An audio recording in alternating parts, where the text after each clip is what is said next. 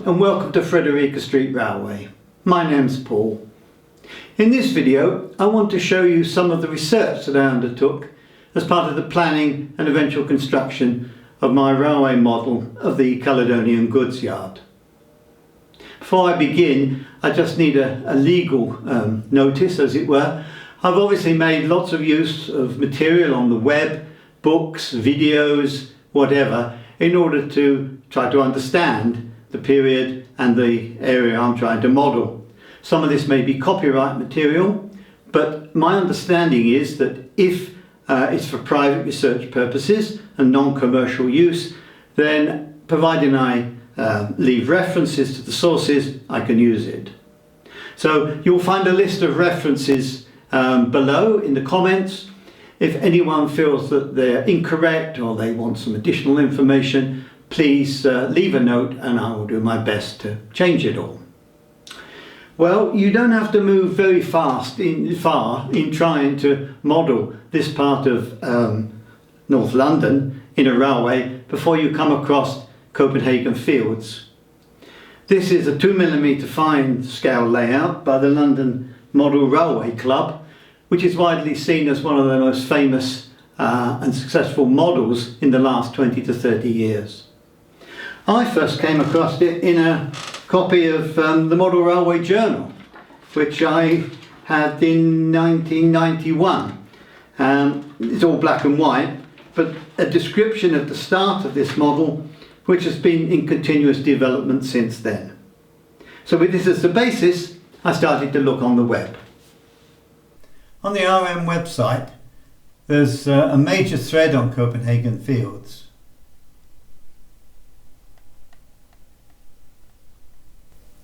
Over the years, many people have posted photographs of the layout at exhibitions. Some of the ones that have caught my eye are by Red Kite Rail. The first one here actually shows the Frederica Street goods yard, with the Copenhagen tunnel entrance at the corner here. This is all the model railway is a 2mm fine scale, and it has some fantastic modelling, as you can see. Incredibly realistic.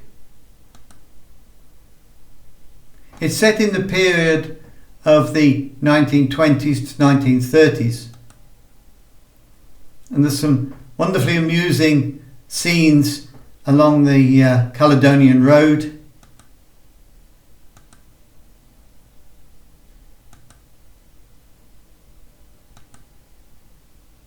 Signal box on the railway, and then the goods yard itself.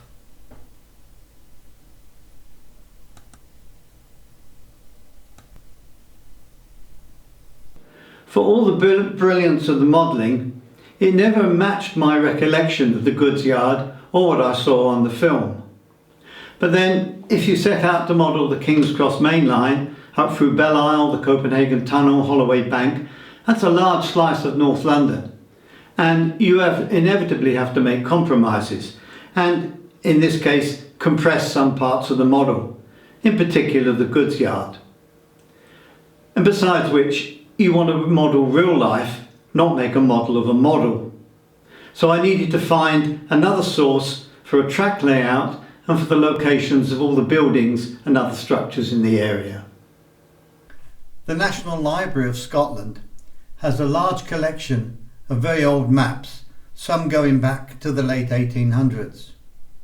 They've all now been georeferenced to satellite images of the whole of the UK. So this is the area where the Caledonian goods yard used to be. Down here we have the main line coming up from King's Cross, the entrance to the Copenhagen tunnel, and under there. Here's the North London line crossing with the Caledonian Road going northwards. And what was Frederica Street came here. This whole area now where the goods yard used to be has now been redeveloped, and the main street here is called Bunning Way. But we can play a game now with the map system, because I can take the 1 to 1250 map, which is the biggest scale they've got here. And if I zoom into this map and overlay it on top of the current image, it's like going back in time. And that's what it looked like in 1953 when this map was published. So we now see the track layout of the goods yard, Frederica Street as it was, all that backs of the houses, and still the main line up from King's Cross. So this is the starting point for the track layout. Now there's another interesting one I found here, is if we just move back and bring in the earlier map here in the late 1800s, you'll see it's essentially the same. However, this particular detail has changed. There used to be a crossover here to make a reversing loop, which was sometime between then and 1950s, was removed. You can see there's only a few buildings here now at the entrance to the yard. Almost all of it is now just the embankment. But a map on its own is not much used unless you have a scale associated with it, so you can take measurements and work out the sizes of various objects on the ground. For this, we can turn to Google Earth. So here's Google Earth, a satellite map of, I think, the whole Earth. Anyway, we can go to Frederica Street.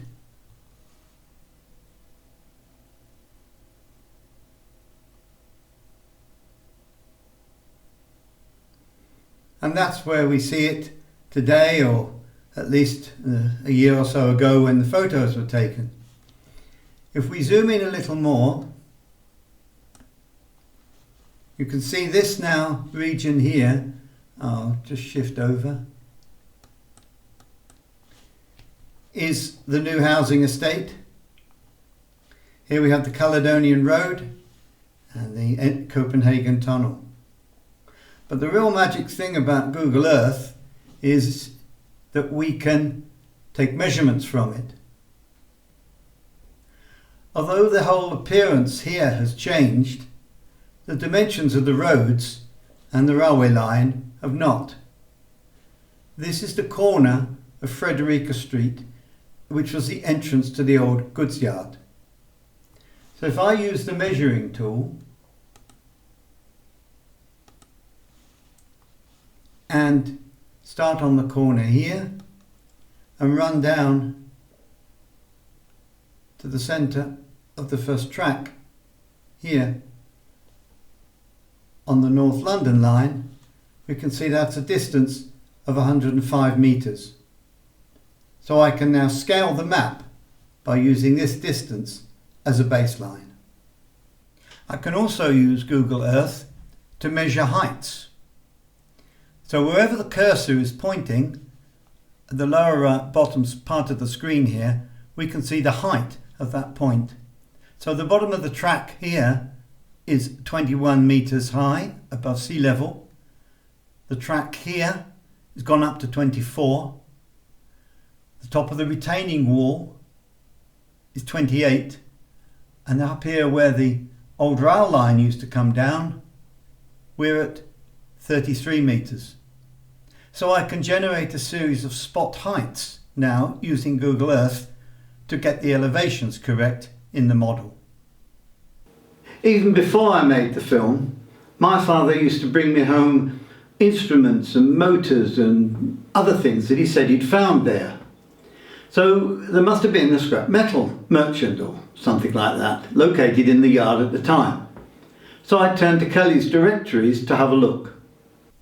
So here are two entries from Kelly's Directory of London.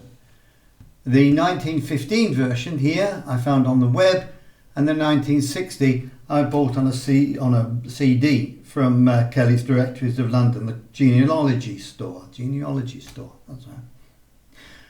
Interestingly, if you look from 1915 to 1960. In the earlier version, there are 5 coal merchants listed. By 1960, there's only 2. They're actually the same 2 companies, Helen Frank and Newell Levy, here. Here's my father's firm, W. Knights, going from 1915 to 16. And there is Goddard and Company, listed in the earlier version as asphalters and builders merchants, and here simply asphalt contractors. But the new entry in 1960 is Gibbs, Herbert Ralph Gibbs, scrap metal merchants. So my assumption was correct. I've taken the map of the coal yard now, and put onto it the locations of where I now believe the things were. It's quite clear the coal drops were at the entrance to the yard. There's the stone factory, or the stone merchants, should I say. Scrap metal was over the back here, and the builders merchants down here at the last building. So now I have a plan of the yard and some idea of the businesses that were located there, but I still don't have any photographs from inside. However, I have found some aerial shots. There are a number of sources now available online for aerial photographs of the UK. These 2 here come from the Historic England archive and show the area of the goods yard about the time when the film The Lady Killers was made. And we'll have more of that later, because here in the enlargement is Mrs Wilberforce's fictitious house stuck at the end of Frederica Street. These 2 are from the Britain from Above series, the government website. Again, there's an enlargement here of the goods yard section there. This is a much higher resolution image of the area of the goods yard and the tunnel from the same Britain from Above source. But now we can zoom in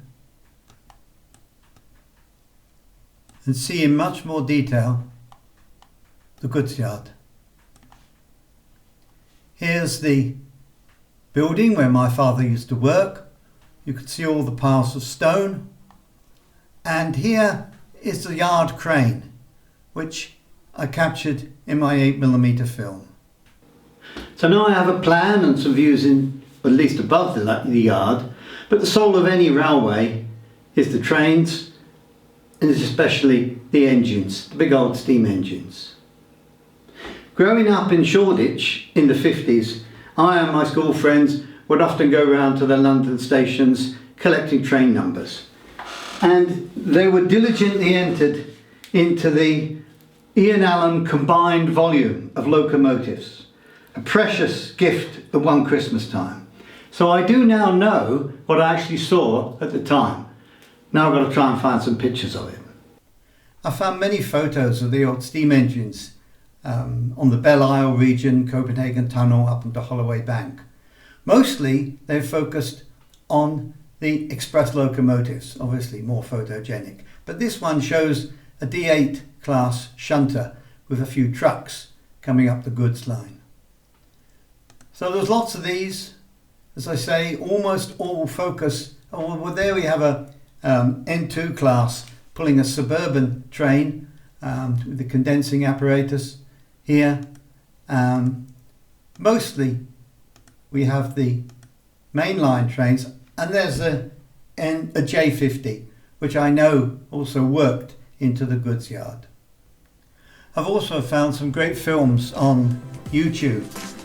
This was posted by Belfast Jack, King's Cross Station, Camden in the 1950s. There's a Suburban coming out of the station, the J50 again, pulling a small goods train of plywood cars with some fuel tankers on the end. What could well be an A1 class, I think, moving out of the top shed, and then we have our little diesel shunter again coming back down.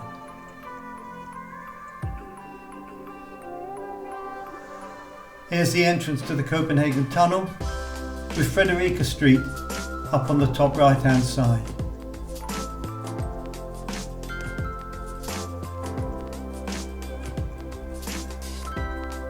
Now in Holloway Bank, again an N50 coming down the hill, or an N2 should I say, and the diesel shunter. Very atmospheric, but it also gives a good idea of what rolling stock and engines actually work that section of track at the time I'm interested in.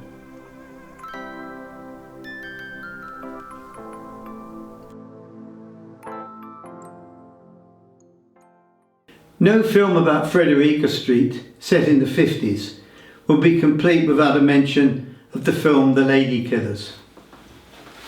Starring Alec Guinness and Katie Johnson, this has always been one of my favourite comedies, and I bought the Blu-ray as soon as it came out and watched it again a few months ago, even before this project started. So I've taken the film and looked at it closely because a lot of it is set in and around the goods yard. So I digitised the film and in Premiere Pro cut out all the sequences except those that were shot in and around the goods yard.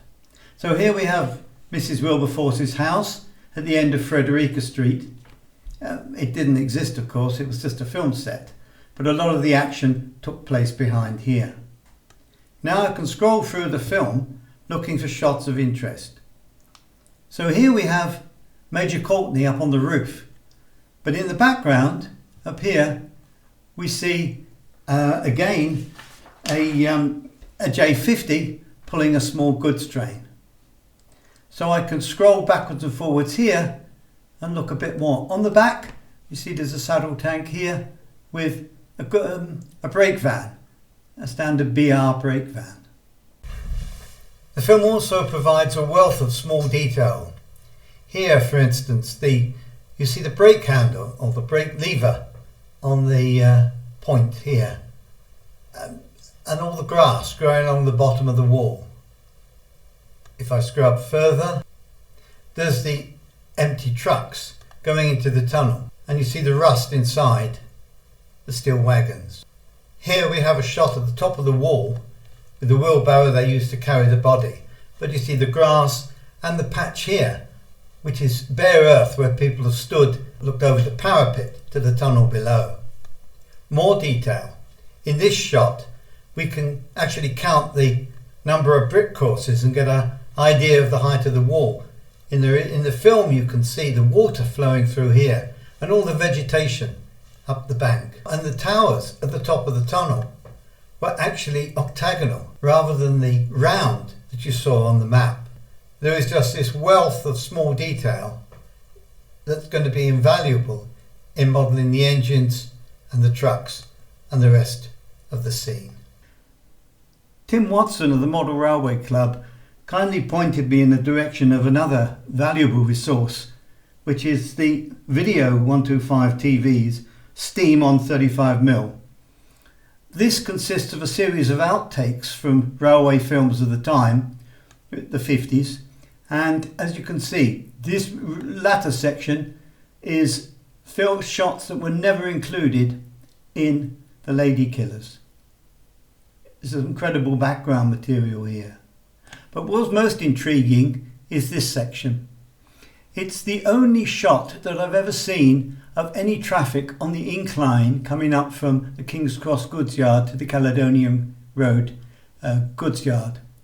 Here is a small detail, a BR brake van. But more intriguingly, if I scrub back very slightly, you can see through the smoke there a steam engine behind, coming down and then back up again. There's the puff of smoke. And I think that's going on the line that was the reverse head shunt there to come up into the factories at the top. Unfortunately, the resolution is so low you can't see any more detail than that. So that's a snapshot of the research that I've undertaken so far. If you have any other ideas or can point me to any other sources, please leave them in the comments below. In the next video, I want to show how I've used this wealth of information in order to plan the model and start the construction.